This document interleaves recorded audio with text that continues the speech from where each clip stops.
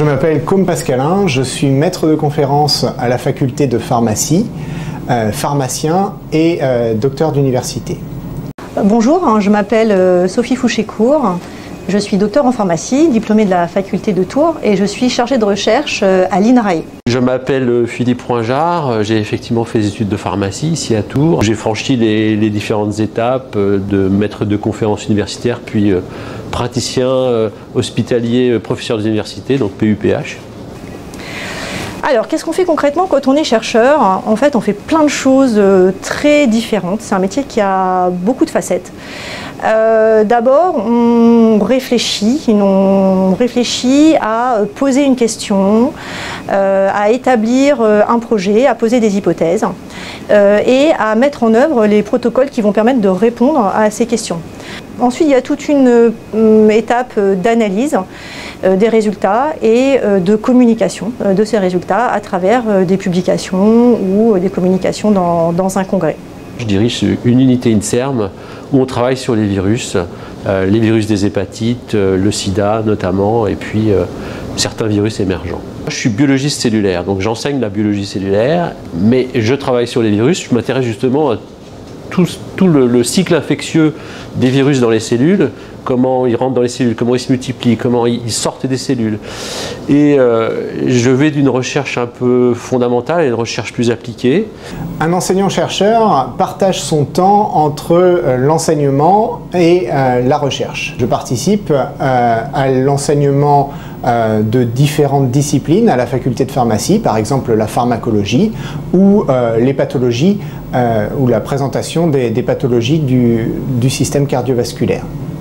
En recherche, je réalise différents travaux qui consistent la plupart du temps à encadrer des étudiants qui réalisent des expériences dans notre thématique de recherche. Pourquoi avoir choisi enseignant-chercheur et pas chercheur? Pendant mes études de pharmacie, j'ai eu la chance de pouvoir être tuteur pour les premières années et cela m'a permis de découvrir assez tôt l'enseignement. L'interaction permanente avec les étudiants est une source de remise en question qui est essentielle pour la recherche et cette interaction permet également de partager les connaissances, ce qui est tout l'intérêt finalement de notre métier. Alors, quels sont les avantages de ce métier? Donc, comme je l'ai déjà dit, en fait c'est un métier où il y a plusieurs facettes. Donc c'est assez diversifié entre des phases de réflexion qui peuvent être parfois longues, intenses, déroutantes, mais aussi stimulantes. Viennent ensuite les aspects plus opérationnels au laboratoire où on met en œuvre les techniques. Et donc finalement c'est un métier qui est assez stimulant parce que diversifié. À mon sens, le principal avantage de ce métier, c'est la liberté. On a une liberté qui est extrêmement importante en tant qu'enseignant-chercheur dans la mesure où nous sommes maîtres dans une certaine mesure de notre temps et nous organisons notre travail comme nous le souhaitons. Quelles sont les perspectives d'évolution? Alors il y en a de très nombreuses perspectives d'évolution dans ce métier dans la mesure où on peut poursuivre la carrière d'enseignant-chercheur, donc maître de conférence, puis professeur des universités, mais certains d'entre nous vont choisir de basculer vers des fonctions hospitalières, d'autres créeront des startups pour développer des projets qui leur tiennent à cœur. Il y a de très nombreuses perspectives d'évolution qui conduisent à des métiers finalement, à d'autres métiers qui sont extrêmement variés. C'est un métier aussi qui offre des opportunités d'évoluer dans ses compétences, dans ses connaissances, grâce à des formations continues. Par exemple, au départ, j'ai vraiment une formation de biologie moléculaire, cellulaire, un peu de biochimie. Et puis petit à petit, j'ai évolué vers des compétences dans le domaine de la bioanalyse et de la bioinformatique pour m'intéresser à l'organisation des génomes. Donc en fait, c'est un métier où on ne s'ennuie jamais. En quoi être pharmacien peut vous aider à mener votre recherche? Le fait d'être pharmacien en fait va nous conduire à avoir une vision assez finaliste du travail de recherche auquel on participe, avec toujours en tête une sensibilité pour le traitement. Donc on va s'intéresser en particulier à la compréhension du phénomène qui nous intéresse, certes, mais aussi à son application future en thérapeutique.